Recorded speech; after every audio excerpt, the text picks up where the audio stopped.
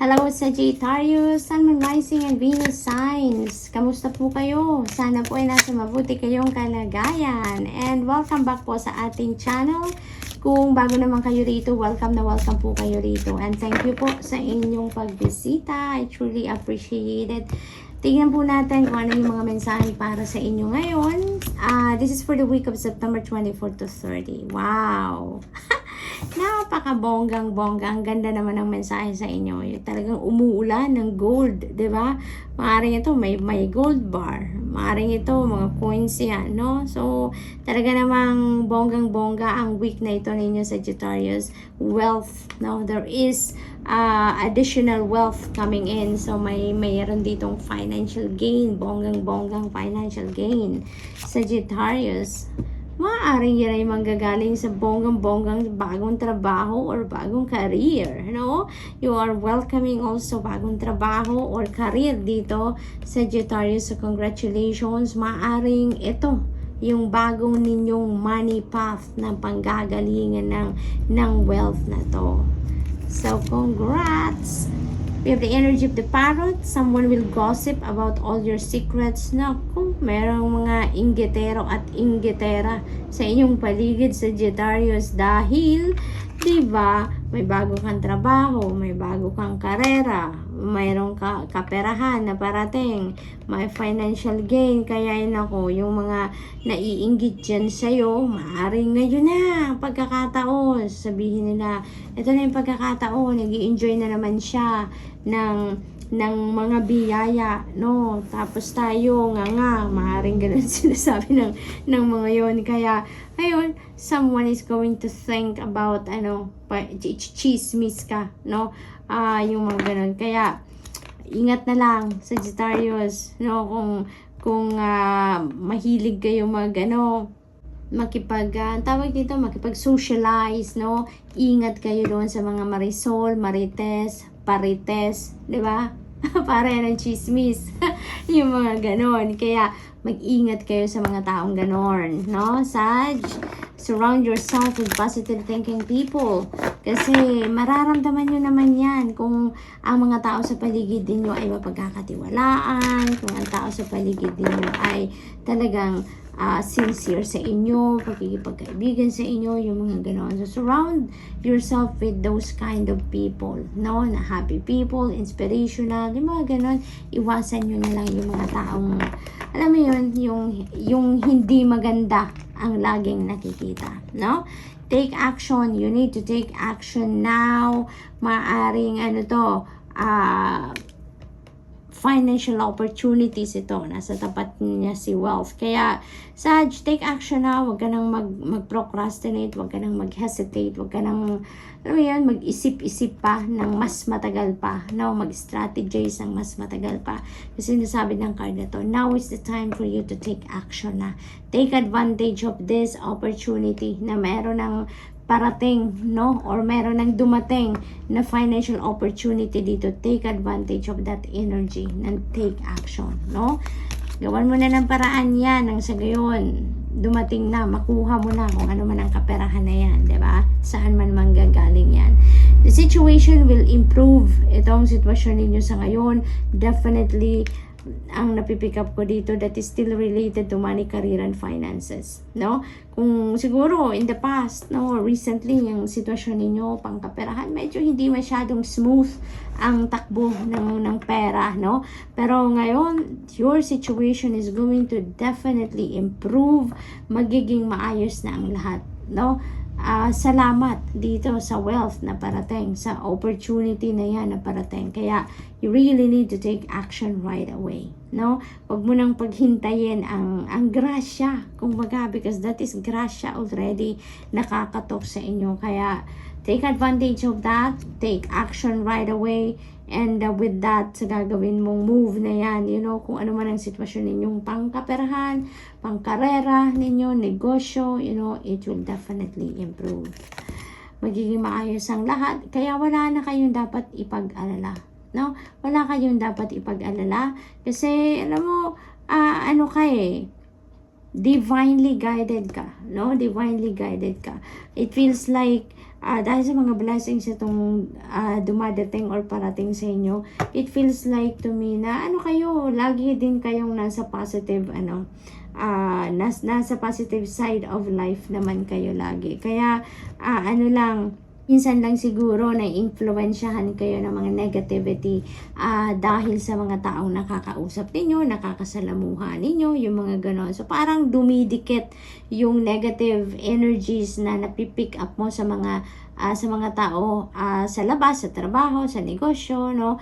Na dumidikit yan sa inyong energy field. Kaya minsan na-influensyahan kayo to the extent na sometimes, ayan, nag-worry din kayo, no? So maaaring ganun. Or maybe, Sag, ang win-worry ninyo is this person. Nako, don't waste your time, don't waste your energy with those kind of people. Kasi alam mo, Sag, no, kahit wala kang gawin, kahit hindi ka rumesbak dyan sa mga taong yan, no, na nagkakalat ng chika about you or nag-fake news about you, kahit hindi ka rumesbak sa mga taong yan, na kahit pinagchichismis ka or nag-fake news about you, kahit hindi mo sila balikan, hindi mo sila, wala kang gagawin, no? Kahit wala kang gawin. There is karma, Sagittarius, and take note that karma is always at play.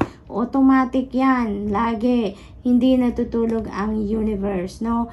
Ang karma is always at play sa buhay natin. Kaya nga, lagi kong pinapaalala, no, sa mga readings natin na lagi lang tayo nandoon sa positibo, sa maganda as much as possible. Kasi kung anong klaseng energy, di ba, nilalabas natin into the universe, yun ang babalik sa atin. Yun ang kind of vibration na imamatch ng universe pabalik sa atin. Kaya yung mga taong ito, yung mga nagchichismis, yung mga naninira ng ibang tao, Diyos ko, hindi lang nila alam kung ano ang ginagawa nila, no, Sagittarius. Kaya hayaan mo na lang sila, deadma na lang, practice the art of deadma, no, at ipagpatuloy mo na lang ang pag-aasikaso mo sa iyong trabaho, sa iyong pamilya, sa sarili mo. Focus on yourself na lang, no, focus on what you do, and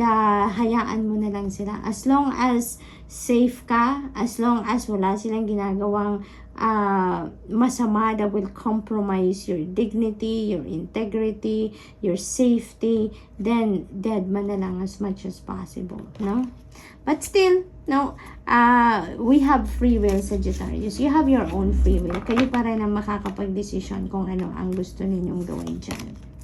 Destiny, ayan. So, destiny is at play as well dito sa Sagittarius. Yun ang akin napipick up dito. Kaya, you know what? Ang iba sa inyo dito, maybe, you need to take action now, no? Doon sa mga opportunities na dumadating sa inyo, because maybe, no, diyan sa mga opportunities na nakakatok sa buhay ninyo sa ngayon, that is already in alignment with your purpose. That is going to be in alignment with your destiny. Kaya naman, inaanyayahan ka ng card na to take action now, Sagittarius, dahil ito na yung pagkakataon mo ngayon, no? This is destiny at play na ngayon, at dadalhin ka ng mga opportunities na to, or isa sa mga opportunities na to, doon sa lugar where you will be in alignment with your destiny. That's really powerful. Pilgrimage, ayan, you are on your journey to your own greatness. Napakaganda. So parang ang iba sa inyo dito talaga, there is already a calling for you, Sag. Yun ang napipick up dito, no? Maaaring ang iba sa inyo may mga nare-receive ng signs, synchronicities, symbols, intuitive messages dito na talagang kinakalabit ka na ng Panginoon dito. Kinakalabit ka na ng divine universe dito to step into your purpose, no? Kaya siguro maaaring may mga ginagawa din kayo sa ngayon para malinawan ang inyong kaisipan. Maaaring nagre-retreat din kayo, nagre-reflect kayo because you want to verify or to clarify, no, kung ano na yung nangyayari sa sarili ninyo. Bakit nangyayari ang mga nangyayari sa buhay ninyo sa ngayon? No, what's the reason behind that? So, maaring yun, maaring nagre-reflect kayo because parang siguro tinatanong ninyo ang inyong sarili. You are asking your soul, your higher consciousness, no? Kung bakit nangyayari ang mga ganon sa buhay ninyo sa ngayon, no? So, yun. So, it feels like talaga na there is a calling for you na ngayon, no? So, we have reconciliation. Ayan, napakaganda din, no, nito. Kasi, kung meron kayong mga hindi pagkakaintindihan with another person, no, there is a chance na magkakausap kayo at magkakaroon kayo ng reconciliation dito, no? There is going to be mending, there is going to be healing dito at mag-uusap, and you're going to end up with a peaceful resolution. So, therefore, there will be reconciliation. Maaari din, no, na yung reconciliation na ito is between you and this person, no? Yung nagaano, no, yung mga parites o marisol. Yung mga ganon. So, maaring may ganap dito, no, na talaga namang mag-uusap kayo siguro ng mga taong ito at magkakaroon kayo ng masinsinang pag-uusap, kalmadong pag-uusap at magkakaayos kayo. We have the Wheel of Fortune. Ayan, destiny is at play. Nandito si Wheel of Fortune. So definitely, no, divine universe is intervening in your circumstances ngayon, Sagittarius. Ina-align na, no? Ina-align na ng universe ngayon ang buhay ninyo para makarating na kayo doon sa inyong purpose at sa inyong destiny, Sag. Kinikilabutan ako, napakaganda nito. Kasi kung ano man yung mga maaaring mangyari sa buhay ninyo ngayon, inaano ka na ngayon eh. Yung parang there are going to be surprises na mangyayari dito sa iba't ibang parte ng buhay ninyo, and kaparte yan ng divine plan sa ngayon, no? Kaparte yan na aayusin, no? Parang ilalagay ng universe ngayon ang mga bagay-bagay sa tamang nilang kalagyan, nang sa gayon ay makapwesto ka na ng tama at maka-align ka na sa kung ano man ang destiny mo, sa kung ano yung purpose ninyo sa ngayon. So, this is an exciting time, no, sa buhay ninyo, Sagittarius. Kasi lalong-lalo na ang iba sa inyo din, may calling na, nararamdaman na ninyo ang calling na kailangan na ninyong mag-take action or kailangan na ninyong mag-embrace ng kung ano man ang inyong purpose in life. Kaya lahat, no, parang isa-isa ng pinipwesto ng universe ngayon ang dapat kalagyan ng mga sitwasyon sa buhay ninyo so that you will be in alignment already, no? So, maraming magagandang positibong magaganap dito sa buhay ninyo, no? Mga hindi ninyo inaasahang pangyayari, maaaring mangyari, mga tao na hindi ninyo inaasahang magko-cross ang landas ninyo, might cross this time, yung mga ganon. Kaya, napakaganda, no? Napakaganda. At napakaswerte din ninyo sa ngayon, no? This is also good luck and good fortune on your side, Sagittarius. Kaya, everything is just, you know, falling in its right place. Yan ang nakikita ko. And we also have Page of Cups. Yan, there are beautiful news coming in. Social gatherings, no, is on the horizon din dito. Maaring may mga invitation din kayong ma-receive dito para sa okasyon, yung mga ganon, no? May mga balita din kayong maririnig dito na talaga magpapakilig sa'yo. Alam nyo kung bakit. Maaring ma-hire na talaga kayo dito sa bagong trabaho. Maaring makukuha nyo na talaga, masisimulan nyo na ang bagong career ninyo. Yung financial gain na yan, may balita kayong matatanggap, you know. So, kaya magiging masaya lang kayo talaga around this time. Ace of Swords, new beginning energy. Napakaganda, Sag. New beginning energy.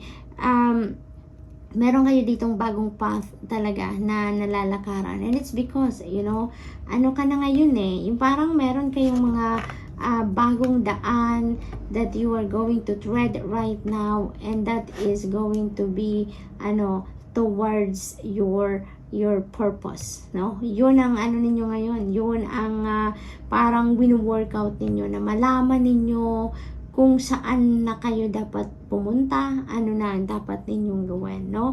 But don't worry, Sag, because the universe is intervening in your circumstances ngayon. Aayusin niya, no? The universe is going to rearrange itself sa ngayon para maging maayos na ang lahat sa buhay ninyo, at makarating na kayo, makapunta na kayo kung ano man ang destiny ninyo. So that is the new path that you are lalakaran sa ngayon. Yun ang bago ninyong pupuntahan din. So this is gorgeous talaga, Sag. And that's all I have for you for today. I hope nakatulong ang mga mensaheng ito in some way. Thank you for watching. Love and light. Namaste.